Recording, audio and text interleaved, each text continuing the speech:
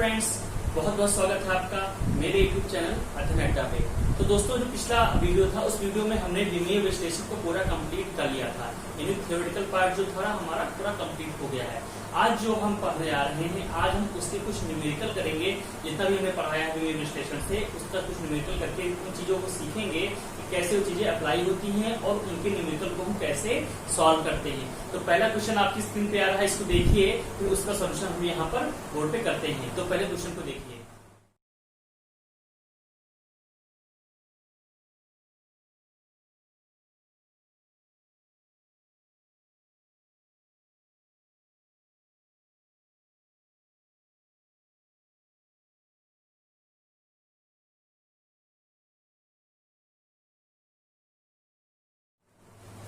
तो इस क्वेश्चन में क्या कह रहा है बेटा? इस क्वेश्चन में कह रहा है, ये क्वेश्चन, इसमें कई सारे क्वेश्चन दिए हुए हैं, 4 क्वेश्चन हैं, और इस 4 क्वेश्चन में हमको एक ही चीज निकालनी है, हमको उसकी सत्यता की जांच करनी है। क्या जो सूत्र दिया है सत्यता की जांच करनी है। तो पहले की बात करते हैं। जो पहला है बेटा, पहला क्या दिया है कि हमको एक आई ओमेगा स्क्वायर, ठीक है बेटा, आई ओमेगा स्क्वायर, ये के बराबर आई ओमेगा स्क्वायर, ठीक है, के बराबर आई ओमेगा स्क्वायर दिया है। जहां पर की क्या है बेटा? के है हमारा गतिज ऊर्जा। कौन सी गतिज ऊर्जा? गतिज ऊर्जा। कौन सी? आघूर्ण गतिज ऊर्जा। मैंने गतिज ऊर्जा पहले इसलिए लिखा ताकि आप चीज को पकड़ लें कि आखिर ये है क्या। और आघूर्ण गतिज ऊर्जा, यहाँ पर इसको कंप्लीट के कहा गया। आई का क्या बेटा? जड़त्व आघूर्ण, जड़त्व आघूर्ण है। और ये ओमेगा क्या है बेटा? कोणीय वेग। क्या है? कोणीय वेग। क्या है? कोणीय वेग। इसमें बहुत सारी चीजों से आप परिचित नहीं होंगे कि ये है क्या, तो परेशान होने की जरूरत नहीं। अभी सिर्फ जो हम बता रहे हैं इसको आप पढ़ लीजिए, देख लीजिए इसका क्या क्या हमारा विमा विश्लेषण में इसका क्या क्या विमाएं होती हैं। जब हम आगे के चैप्टर पढ़ेंगे, जब हम पढ़ेंगे गति और गति में हम पढ़ेंगे बल, गति पढ़ेंगे, उन सब चीजों में जो वृत्तीय गति पढ़ेंगे, तो उन सब में हम उन चीजों को समझेंगे, ये यहाँ पे यूज होंगे। अभी पर मैं आपको सिर्फ फॉर्मूला बता दूंगा कि इसका फॉर्मूला क्या होता है, ये कैसे होता है, ये कैसे होता है, और सीधा आपको इसका डायमेंशन, इसका यानी कि इसका विमा इसको याद रखनी है, विमा क्या होगी। तो बेटा देखते हैं, जो हमारा आघूर्ण गतिज ऊर्जा है, जो आघूर्ण गतिज ऊर्जा है, क्या है बेटा? एक तरह का गतिज ऊर्जा है। क्या है? गतिज ऊर्जा है। और गतिज ऊर्जा का अगर हम बात करें, इसकी विमा क्या होती है, ध्यान रखिएगा। जैसे हम जानते हैं कि जो गतिज ऊर्जा होती है वो क्या होती है? Half mv square. क्या होती है? Half mv square. जब पढ़ेगा तो यही आपको पता चल जाएगा। ऐसे ही गतिज ऊर्जा, ये क्या है बेटा? जब घूर्णन करती है तो घूर्णन वाली गतिज ऊर्जा, ये भी गतिज ऊर्जा ही है, लेकिन ये कौन सी? घूमने वाली। जब कोई चीज घूम रही हो तो उसकी गतिज ऊर्जा कितनी होगी, वो वाली कंडीशन है। और जब कोई चीज सीधी चल रही है तो गतिज ऊर्जा कहते हैं उसकी, ठीक है। तो वो गतिज ऊर्जा का जो फॉर्मूला क्या होता है बेटा? अगर हम सीधा वाली की बात करें तो क्या होता है? Half mv square. क्या होता है? हाफ mv स्क्वायर गतिज ऊर्जा का फॉर्मूला होता है, जो सीधी चलती है। तो जो इसका जो विमा होगी वही विमा इसकी भी होगी, क्योंकि दोनों ही गतिज ऊर्जाएं ही हैं। ये भी गतिज ऊर्जा है, ये भी गतिज ऊर्जा है। भले ये क्या हो, ये सरल रेखा में चलने वाली गतिज ऊर्जा हो या घूर्ण की हो, लेकिन है तो गतिज ऊर्जा। तो जब गतिज ऊर्जा ही है तो मतलब दोनों केस में जो हमारा विमा होगी वो समान ही होगी। तो इसकी जो विमा होगी वही विमा हमारी इसकी भी होगी। तो इसकी विमा क्या होगी बेटा? अगर इसकी विमा निकालें तो हाफ की विमा कुछ नहीं होती है, मतलब क्योंकि क्या है, नियतांक की विमा कुछ नहीं होती है। m मतलब द्रव्यमान, द्रव्यमान की विमा क्या होती है? कैपिटल M, ठीक है। और v यानी उसकी चाल, तो चाल या वेग, इसकी v क्या होती है बेटा? वेग। तो वेग की विमा क्या होती है? LT - 1। क्या होता है? LT - 1। और क्योंकि यहाँ इसके ऊपर 2 लगा है तो इस LT - 1 की घात 2। कोई दिक्कत समझ आया?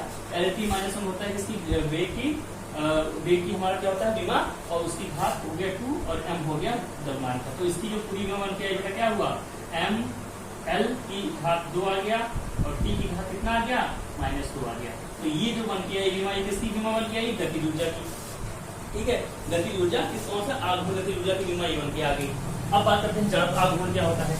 जड़त्व आघूर्ण भी हम आगे पढ़ेंगे, जब हम आघूर्ण के बारे में पढ़ेंगे तो जड़त्व आघूर्ण में पढ़ेंगे। ये क्या होता है बेटा?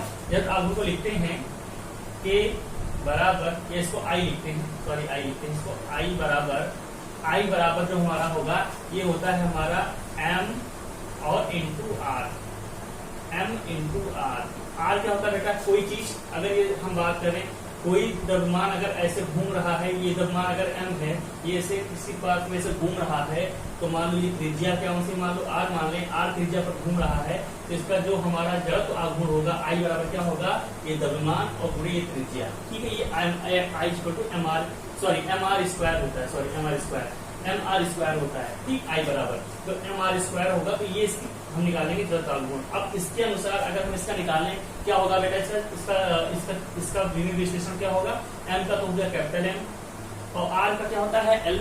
r को किसमें लिखेंगे बेटा, r क्या दूरी, दूरी का क्या होता है L होता है, तो r का हो गया L और ऊपर लगा है तो ml स्क्वायर, ये किसका हो गया, जड़त्व आघूर्ण का हो गया। और तीसरा बेटा क्या है, कोणीय वेग। इस कोणीय वेग को देखते हैं क्या होता है। कोणीय वेग जब हम पढ़ेंगे इसको थीटा बराबर ओमेगा बराबर कहते हैं, ओमेगा, तो ओमेगा बराबर होता है, फॉर्मूला याद रखिए, क्या होता है 2 पाई बाई टी, क्या होता है 2 पाई बाई टी। कोई चीज अगर घूम रही है, ठीक है, तो उसका अगर हम कोणीय वेग निकालना चाहें तो 2 पाई और कितने समय में वो एक चक्कर मार रही है, को टी से कर देंगे तो ये हमारा 2 पाई बाई टी यानी इसका कोणीय वेग आ जाएगा। तो ओमेगा बराबर 2 पाई बाई टी होता है। यहाँ से अगर इसका हम निकालें तो 2 पाई मतलब क्या, एक नियतांक हो गया, नियतांक का कोई विमा नहीं होती है, और बटे में क्या है टी, तो बटे ऊपर तो कुछ नियतांक नहीं, तो यहाँ तो कुछ नहीं हो गया, यहाँ मान ले 1 मान ले, ठीक है। और टी की अगर हम माने तो टी का क्या होता है बेटा, टी का होता है कैपिटल टी, होता नहीं होता। तो जब इसको सही करेंगे तो टी जो ऊपर जाएगा तो क्या लिखेंगे, इसको लिखेंगे टी की पावर -1, क्या लिखेंगे, टी की पावर -1। अब देखो बेटा, हमको के मिल गया, आई का मिल गया और ओमेगा का मिल गया, बेटा क्या विमा मिल गई। अब जरा सत्यता की इनकी जांच कर लेते हैं। अगर आपको ये सारे न याद हो, न पता हो, तो परेशान होने की जरूरत नहीं है। जब आपको आगे पढ़ाएंगे तो सब आपको फॉर्मूले पता चल जाएंगे। जब आगे पढ़ाएंगे फिजिक्स का भी जो 3rd चैप्टर आएगा, 4th चैप्टर आएगा, यूनिट जब आएगी हमारी, तो यूनिट पढ़ाएंगे तो इससे पता चल जाएगा, ठीक है। तो अभी हम बात करते हैं इनकी सत्यता की जाँच करते हैं। तो देखो बेटा, जो के है, के इधर है और आई ओमेगा स्क्वायर इधर है, मतलब कि जो इसका हमारा क्या होगा, बीमा होगी, वही बीमा इधर इसकी पूरी की होनी चाहिए, तभी ये सत्य होगा। यही तो हमें पढ़ाया था, जो इसकी बीमा होगी वही बीमा इसकी होगी, ठीक है। तो देखो कैसे सही करते हैं। हमने कहा इसको छोड़ देते हैं, इसकी बीमा यहाँ ले लेते हैं, ये हो गया इसकी बीमा और ये होगी इसकी बीमा, ये होगी इसकी बीमा, ठीक है। ये चीज छोड़ते, तो मतलब कि जो k है, मतलब कि जो ये है, अगर हम इसको इधर लिख दें, तो m square l square t की घात -2, ये जो बीमा है, तो यही बीमा हमारी इधर भी होना चाहिए। अगर मतलब इन सब की बीमा को अगर मिला दें तो हमारी यही बीमा इधर भी आनी चाहिए, ठीक है। तो RHS अगर मान लें हम ये है, RHS हमारा ये है, LHS हमारा ये है, तो LHS क्या होगा बेटा, LHS मतलब इधर वाला, ठीक है। LHS क्या होगा, जिसको निकालते हैं, LHS को निकालते हैं। LHS क्या है बेटा, LHS में I का क्या है, ml स्क्वायर है, क्या है ml स्क्वायर, और ओमेगा का क्या बेटा है, t का पावर -1, क्या है ml स्क्वायर हो गया I का, और t का कितना, इसका ओमेगा का क्या हो गया, t की घात -1, और क्योंकि यहाँ स्क्वायर लगा है तो यहाँ पर रूट स्क्वायर लगाना पड़ेगा, ठीक है। अब देखते हैं m l स्क्वायर और t की घात, ये 2 लगा है, जब इसको अंदर लाएंगे तो क्या हो गया -2। देखिए ये LHS हो गया, ये था RHS और ये हो गया LHS, दोनों तरफ क्या बेटा सेम आ गया, क्या एक ही आ गया, मतलब कि ये सत्यता की हमने इसकी जांच कर ली, ये सही है, ठीक है। तो सत्यता की जांच क्या बेटा, यहाँ RHS और LHS क्या हो गया, बराबर हो गया, RHS बराबर LHS हो गया, तो ये सत्यता की जांच हो गई, ये सही हो गया, ठीक है। ये पहला क्वेश्चन हो गया। अब बात करते हैं सेकंड क्वेश्चन की, जरा उसको देखो और उसके बाद इसकी बात करते हैं। तो अब बात करते हैं सेकंड क्वेश्चन की, बी पार्ट की, ठीक है। बी पार्ट में क्या कह रहा है, हमें इस सत्यता इसकी जांच करनी है, t बराबर 2 पाई अंडर रूट l/g, इसकी सत्यता की जांच करनी है। ये हमने प्रूफ भी कराया था, जब आपको पढ़ा रहे थे तो ये हमने प्रूफ भी कराया था कि कैसे आता है, ठीक है। t बराबर 2 पाई अंडर रूट l/g, जहाँ पर l क्या है, किसी कोई लोलक है, अगर बेटा कोई लोलक है, ये कोई लोलक है, तो ये क्या है, इसकी l लंबाई है, ठीक है। t क्या है, ये अगर यहाँ से चला, यहाँ पहुंचा, फिर यहाँ से वापस यहाँ गया, फिर यहाँ से वापस यहाँ आया, कितना इसने समय लिया तो वो t हो गया। t क्या है, समय है, और g क्या है, गुरुत्वाकर्षण। g क्या है, गुरुत्वाकर्षण है, ये 3 चीज दी है, ठीक है। तो हमें सत्यता की जांच करनी है। तो हमने कहा चलो भैया LHS, हमने कहा LHS में क्या है बेटा, LHS में हमारा क्या है, LHS में हमारा क्या है, t, क्या है, LHS में हमारा t है, LHS बराबर t है। तो t का जो बीमा होगी, बीमा क्या होगी इसकी, बीमा क्या होगी, टी की विमा समय समय की विमा क्या होती है? कैपिटल टी होती है। चलो कैपिटल टी ही हो गया, ठीक है। इधर चलते हैं, आरएचएस की बात करते हैं। आरएचएस बराबर क्या दिया है? 2 pi under root L by g. तो इसकी विमा निकालें तो क्या होगी? विमा बराबर क्या होगी? 2 पाई का कुछ विमा नहीं होगा, छोड़ देंगे, अंडर रूट आओ। एल की विमा क्या होती है? एल मतलब क्या? लंबाई। तो लंबाई की विमा क्या होगी? Capital L. और जी की विमा क्या होती है बेटा? जी की विमा क्या? जी क्या है? एक तरह का त्वरण ही है, मैंने बताया कई बार त्वरण ही है। तो त्वरण है तो जी की विमा क्या होगी? टी माइनस 2, ठीक है। एल टी माइनस 2 होगी, नहीं होगी? इसकी त्वरण की विमा होगी। तो इसको सॉल्व कर लेते हैं। अब बेटा एल से एल कट गया तो यहाँ क्या बचा? यहाँ देखो अंडर रूट में क्या बचा? 1/टी की घात -2, ये तो बचा।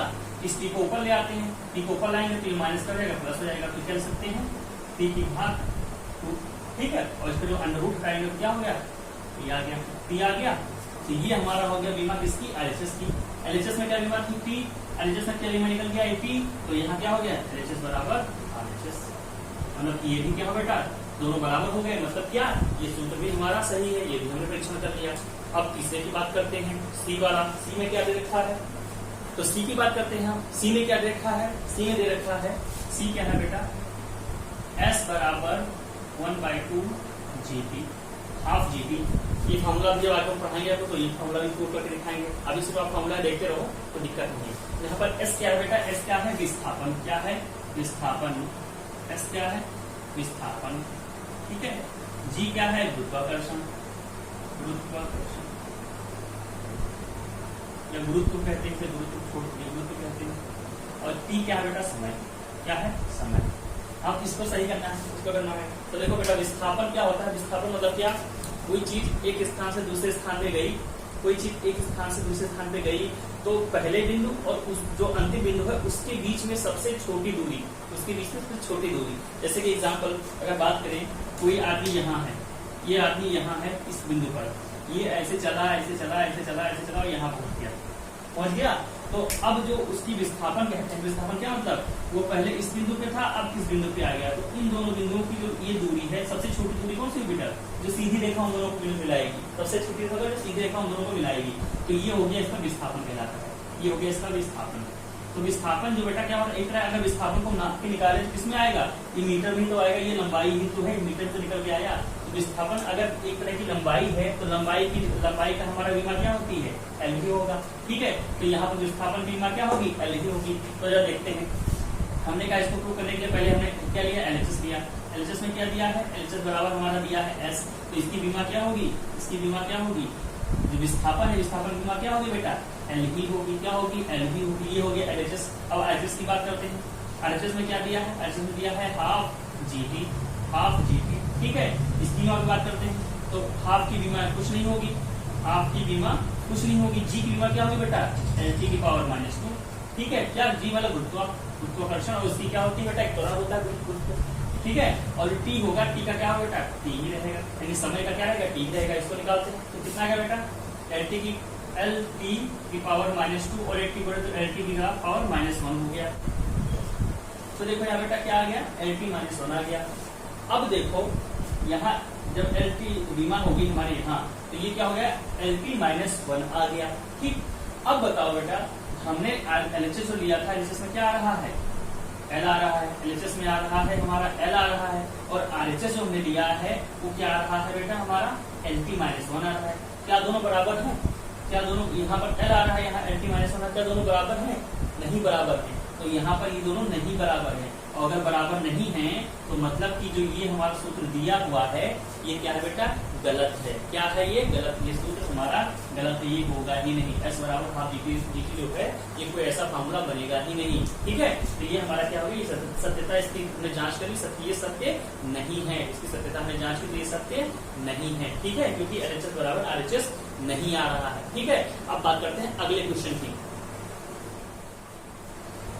तो अब बात करते हैं अगले क्वेश्चन की। जो डी वाला क्वेश्चन है बेटा, उसमें क्या कह रहा है कि डी वाला क्वेश्चन जो इसमें क्या कह रहा है कि के बराबर mgh और प्लस mg, के बराबर mgs प्लस mg, इसकी सत्यता की जांच करो। जहां पर क्या है बेटा? गतिज ऊर्जा, जो पहले प्रश्न में पढ़ाया था वही गतिज ऊर्जा के है, ठीक है। m क्या है? द्रव्यमान है। g क्या है? गुरुत्व है। और h क्या है बेटा? ऊंचाई, दूरी, अगर कोई चीज यहाँ है, यहाँ से कुछ ऊंचाई पर रखी है, तो यहाँ से उसकी ऊंचाई नापेंगे अगर, तो क्या नापेंगे बेटा, उसकी दूरी तो हुई जमीन से, उसकी दूरी तो ऊपर, तो क्या तरह की एक तरह की लंबाई तो दे रखी है, ठीक है। तो पकड़ना सीखो कि लंबाई क्या होता है, कैसे होता है, तो ऊंचाई को भी पहले लंबाई ही कहेंगे, ठीक है। तो लंबाई में आ गया। तो अब इसकी सत्यता की अगर हमें जांच करनी है, तो जो पहले एलएचएस है और आरएचएस दोनों को देख लेते हैं। हमने कहा जो एलएचएस में है उसको देख लेते हैं। एलएचएस बराबर क्या है, के क्या है बेटा, गतिज ऊर्जा।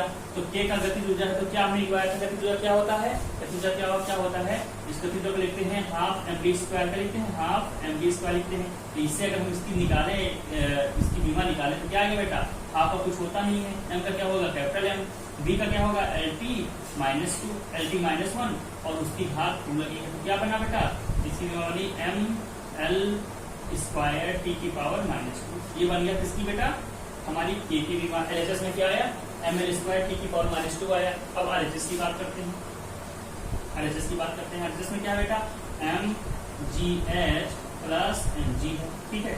इसकी बात करते हैं, तो इसमें m क्या है बेटा, द्रव्यमान है, तो इसका क्या बन गया कैपिटल M। g क्या है, गुरुत्व है, गुरुत्व का क्या होता है, त्वरण होता है, तो त्वरण क्या हो गया LT -2, ठीक है। ये LT -2 हो गया, ये m हो गया। और h क्या है बेटा, h एक तरह की ऊंचाई, ऊंचाई मतलब क्या, लंबाई में आएगा, तो ये हो गया हमारा L, ठीक है। और प्लस इधर देखो बेटा क्या है m, तो यहाँ पर m लिख लिया हमने, ठीक है।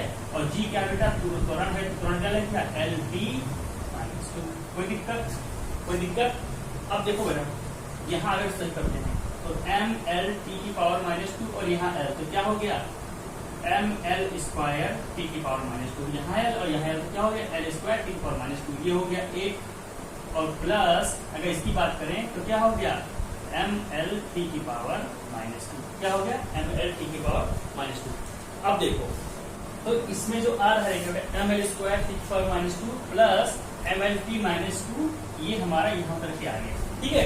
अब अगर कंपेयर करें हम इधर तरफ, देखो बेटा एलएचएस में क्या है ML स्क्वायर T -2 है, और आरएचएस में क्या है बेटा ML स्क्वायर T -2, ये तो सही है, ये तो इसके बराबर है। लेकिन प्लस में अगर जो लिखा है ML T की पावर -2, ये तो इसके बराबर नहीं है ना।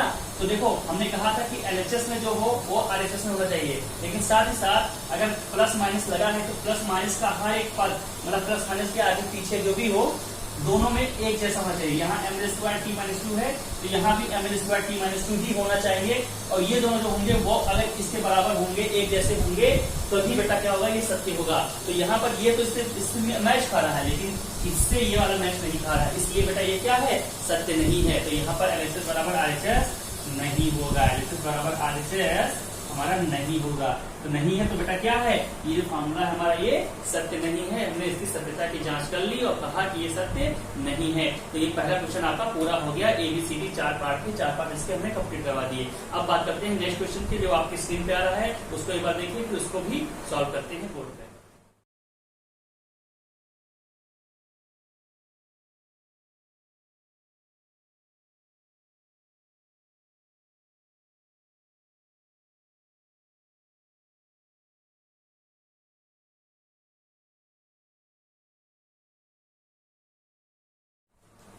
तो बेटा इस प्रश्न को देखते हैं। इस प्रश्न में क्या कह रहा है कि एक कंपित तार है, एक कंपित तार की आवृत्ति, आवृत्ति क्या होती है बेटा, जरा ध्यान रखिए। हमने कहा एक तार है कंपित, एक तार है, ये कोई तार है, ठीक है, जिसकी लंबाई मान लिया बेटा क्या है, L है, जिसकी लंबाई क्या है, L है। कंपित तार का मतलब क्या, उसको अगर एक बार हमने ऐसे छोड़ दिया हिला के तो वो ऐसे से हिल रहा है, कंपन करता है, ठीक है। कंपित तार मतलब क्या, ये कंपन कर रहा है, ठीक है। तो इस कंपित तार की जो आवृत्ति है, पहले आवृत्ति को पता कर लेते हैं। आवृत्ति क्या होता है, आवृत्ति बेटा क्या होता है, पहले देखो अगर ये तार बेटा हिल रहा है, ऐसे ऐसे हिल रहा है, ऐसे ऐसे हिल रहा है, देखो ये क्या होगा, मान लो कि यहाँ था, ये यहाँ से ऊपर गया इतनी दूर, फिर नीचे आया और फिर यहाँ पर गया, ठीक है।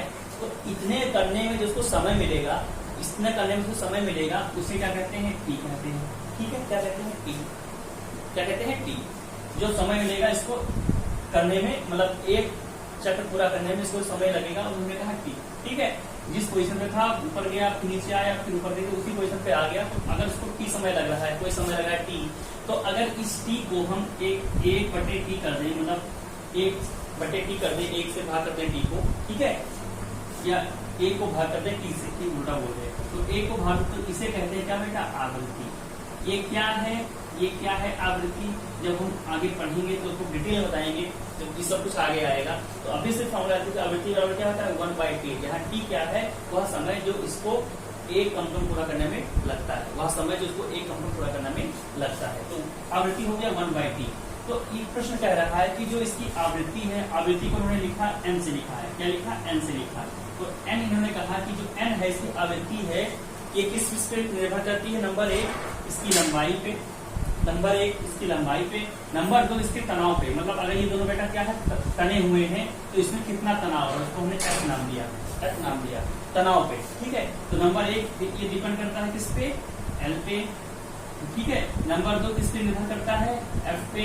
और नंबर 3 जो n है ये निर्भर करेगा किससे बेटा, जो इसका एकांक द्रव्यमान है। एकांक द्रव्यमान क्या बेटा, वह द्रव्यमान, अगर मान लो इसका पूरा द्रव्यमान क्या है बेटा m, क्या है पूरा द्रव्यमान क्या है m है, यहाँ इसका पूरे तार का द्रव्यमान n है। तो एकांक द्रव्यमान क्या होता है, इस पूरे द्रव्यमान को अगर इसकी लंबाई से हम भाग कर दे, इसकी लंबाई से भाग कर दें तो जो द्रव्यमान निकल के आएगा उससे क्या कहेंगे, एकांक द्रव्यमान। क्या कहेंगे, एकांक द्रव्यमान। स्मॉल m क्या है, एकांक द्रव्यमान, जो क्या होता है इसका कुल द्रव्यमान और डिवाइड बाई इसकी लंबाई से अगर भाग कर दे तो एकांक द्रव्यमान कहलाता है। तो ये जो n है ये L पर डिपेंड करता है, F पर डिपेंड करता है और इस m पर डिपेंड करता है, यानी एकांक द्रव्यमान पर डिपेंड करता है। ये 3 चीज दे रखी है। अब प्रश्न हमसे ये कह रहा है कि जरा इसका फार्मूला हमको निकाल के दिखाइए। अगर ये 3 चीजों पर निर्भर कर रहा है आवृत्ति इसकी, तो वो फार्मूला क्या होगा इसका हमको बताइए, ठीक है। चलो ये शुरू करते हैं। हमने कहा अगर n इज डिपेंड करता है L पे, n डिपेंड करता है F पे, n डिपेंड करता है M पे, तो इन तीनों के आधार पर हम कह सकते हैं कि जो n होगा वो तीनों पर डिपेंड कुछ इस तरह करेगा, L, F, M करेगा नहीं करेगा, तीनों पर डिपेंड करेगा। और मैंने बताया था कि जिस पे डिपेंड करता है सबकी हम विमा ले लेते हैं। क्या विमा लेंगे, हमने कहा इसकी विमा A है, इसकी विमा B है, इसकी विमा C है, ठीक है। और आगे कुछ तो उसकी विमा D लेते हैं, ठीक। तो ये हमने विमा ले ली A, B, C। अब देखो n डायरेक्टली प्रोपोर्शनल है, अगर इस चिन्ह को हम हटाते हैं तो क्या आता है, एक नियतांक आता है। क्या आता है, एक नियतांक आता है। तो n बराबर क्या हो गया, k L की घात a, F की घात b, M की घात c। हो गया नहीं हो गया, ठीक है। n बराबर k L की घात a, F की घात b और M की घात c, ठीक।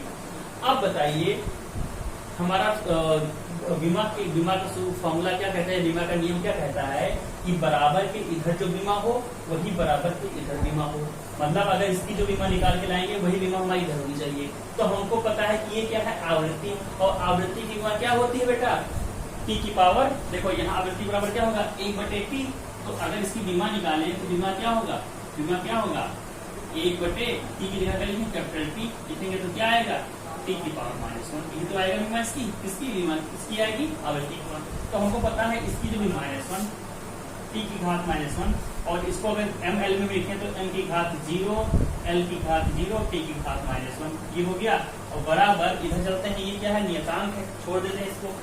यहाँ l क्या है, उसकी लंबाई है, तो लंबाई यानी इसको लिखे कैपिटल L से, ये हो गया l की घात a।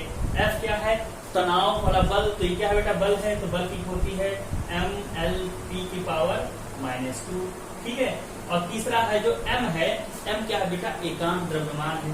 एकांक द्रव्यमान मतलब कि बताया था मैंने, m बराबर क्या होगा m/L, यही तो बताया था m/L एकांक द्रव्यमान। तो अगर इसकी भी हम बात करेंगे तो क्या होगी, ऊपर है m यानी m और नीचे क्या है बेटा L यानी m/L, क्या है m/L, L मतलब क्या, लंबाई। तो m/L अगर इसको और अच्छे से लिखना चाहें तो क्या सकते हैं, m L को ऊपर लिख दें, उसकी घात लगा दें -1, mL -1, ठीक। अब इसको सॉल्व करते हैं। अब देखिए बेटा यहाँ से हो गया m की घात 0, L की घात 0, t की पावर -1 बराबर, L को इस साथ लेते हैं, पहले m को इस साथ लेते हैं। तो m की घात कितना आया, यहाँ m1 और वहाँ m1, तो कितना हो गया m की घात 2, ठीक है। नंबर 1 m की घात 2। नंबर दूसरा बात करते हैं, L की बात करते हैं, सॉरी L की m की घात, सॉरी यहाँ तो b लगा हुआ है, यहाँ b यहाँ c, ठीक है। तो m की घात कितनी है बेटा, यहाँ m देखो m की घात b भी है और m की घात c भी है, तो m की घात कितनी आई, b + c, ठीक। नेक्स्ट L की बात करते हैं। L की बात करें तो L की घात b, L की घात a भी है, L की घात b है, L की घात -c भी है। तो एल की घात 3 आएंगी। देखो एल की घात ए यहाँ हो गया प्लस एल की घात यहाँ पर बी आ गया इसके प्लस बी और प्लस एल यहाँ भी तो है प्लस एल की घात क्या है ये -1 और यहाँ सी तो क्या हो गया -c। एल की घात -c, ठीक है, ये एल हो गया। अब टी की बात करते हैं। टी जो होगा हमारा टी, देखो टी क्या है, टी की घात -2 और ऊपर बी लगा है तो क्या हो गया टी की घात -2। ये होता है कोई दिक्कत, ये पूरा आपका गणित है, इसको कोई दिक्कत नहीं है। देखो यहाँ एल की घात ए है और यहाँ एल की घात कितनी है, खोलेंगे तो कितना आएगा, ये बी जो लगा है सबके ऊपर बी लगा है तो यहाँ एम की घात भी बी है, एल की घात भी बी है और टी की घात कितना -2 भी है और बी भी आ गया तो -2 भी हो गया। तो यहाँ से एल की घात ए है, यहाँ एल की घात कितना हो गया बी हो गया। तो दोनों एल को मिलाएंगे तो क्या होगा, दोनों की क्या आधार समान है तो उनकी घातें क्या होती जुड़ जाएंगी। तो यहाँ देखो एल की घात ए और प्लस बी कर दिया, एल यहाँ भी एक है, ठीक है, तो -1 और सी भी लिखा तो -2c हो गया तो a प्लस बी -c कर दिया, ठीक है, कोई दिक्कत, हाँ ठीक है कोई दिक्कत नहीं। तो ये हो गया हमारा ये। अब देखो जब तो हमने बताया था कि जो बराबर होता है, बराबर के इधर जो विमा होती है बराबर के उधर भी विमा होती है। मतलब कि अगर m की घात 0 यहाँ है तो यहाँ भी m की घात कितना होना चाहिए 0 होना चाहिए। तो यहाँ से कह सकते हैं कि जो हमारा b प्लस सी है इसका मान कितना चाहिए 0 होना चाहिए, b प्लस सी बराबर क्या होना चाहिए 0 होना चाहिए। दूसरा l की घात अगर 0 तो वहां भी l की घात 0 होना चाहिए, मतलब कि a प्लस बी माइनस सी का मान भी 0 होना चाहिए, ठीक। और यहाँ पर t की घात -1 है तो मतलब वहां भी t की घात -1 होना चाहिए। तो क्या बेटा जो -2b है इसका मान क्या होना चाहिए 1 होना चाहिए, -2b का मान 1 होना चाहिए। जरा आप इसको देख लेते हैं, -2b का घात -1 होना चाहिए, ठीक।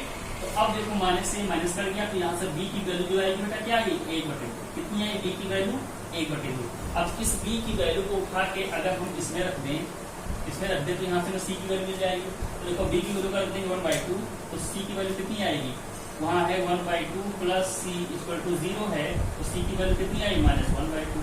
तो यहाँ c की वैल्यू हमारी आ गई, c की वैल्यू 1/2। अब b की वैल्यू मिल गई हमको और c की वैल्यू मिल गई। अगर इन दोनों वैल्यू को उठा के हम इसमें रख दें, इसमें रख दें तो क्या होगा बेटा आंसर नहीं कर रहा है। यहाँ पर क्या है a प्लस b की वैल्यू कितनी है 1/2 और माइनस c की वैल्यू कितनी है -1/2, ठीक है, -1/2 और बराबर कितना है आगे 0, यहाँ से लिख लीजिए।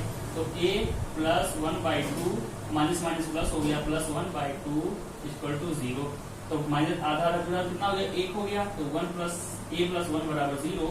तो a बराबर कितना आया -1, कितना आया a बराबर -1। तो अब हमने a की वैल्यू निकाल ली, b की वैल्यू निकाल ली और c की वैल्यू निकाल ली। अब उठा के उसमें रख देते हैं। तो n बराबर हमारा जो आएगा n बराबर k, l की घात कितनी आई बेटा, l की घात ली थी हमने a, तो a की वैल्यू आई है हमारी -1 यानी l की घात -1, ठीक। f की घात क्या थी बेटा, हमने b ली थी, ये a b c है, ध्यान रखिएगा a b और c, a b और c, हाँ। तो f की घात हमने b ली थी तो b की बात वैल्यू आई हमारी 1/2 f की घात और m जो था उसकी घात हमने ली थी c, तो m हमारा आया कितना बेटा, c की वैल्यू कितनी है यहाँ पर -1/2, ठीक है। अब इसको हल कर लेते हैं, और देखते हैं क्या निकल के आता है। ये आप लोग सारा नोट कर लीजिए। तो यहाँ से जो n की वैल्यू आई हमारी, n बराबर हमारा होगा कि ऐसा रहेगा l मतलब क्या l हो गया हमारा 1/l हो गया, ठीक है, 1/l। f की घात 1/2 मतलब क्या, f हमारा हो गया √ में, ठीक है। m की घात 1/2 का मतलब क्या हुआ, अगर m को लिखना चाहें तो इसको लिख सकते हैं m की घात 1/2, क्योंकि बेटा यहाँ पर -1/2 लगा है, इसको अगर नीचे ले आए 1/में ले आए तो प्लस में हो जाएगा। तो 1/m की घात -1/2 यानी अगर 1/2 को हम सही से करते हैं तो क्या लिख सकते हैं √m, क्या लिख सकते हैं √m लिख सकते हैं। अब जरा सबको दिखा लेते हैं। हमने कहा k और ये जो गुणे 1/l है इसको k के नीचे ले जाते हैं तो k/l हो गया यहाँ पर k/l, ठीक है। और आगे क्या बचा √f गुणे 1/√m, तो ये ऊपर है और ये नीचे है तो इसको एक साथ ले जाते हैं तो क्या √m हमने f के नीचे लिख दिया, √m नीचे लिख दिया। तो यहाँ से जो हमारा निकल के आया k/l दोनों अंडर रूट को एक साथ कर लेते हैं, क्या आया f/m, k/l √ का f/m। तो ये हमारा निकल के आया क्या बेटा, n निकल के आया, n का मान k/l √ का f/m होगा, ठीक है, यहाँ से हमने वैल्यू निकाल ली कि जो हमारा सूत्र होगा वो क्या होगा, कुछ इस तरह का होगा। जो तार का हमने बात की थी, तो तार का जो आवृत्ति होगी वो K/L √F/m के बराबर होगा। तो ये हमने यहाँ पर सूत्र प्रूव कर दिया। ठीक है।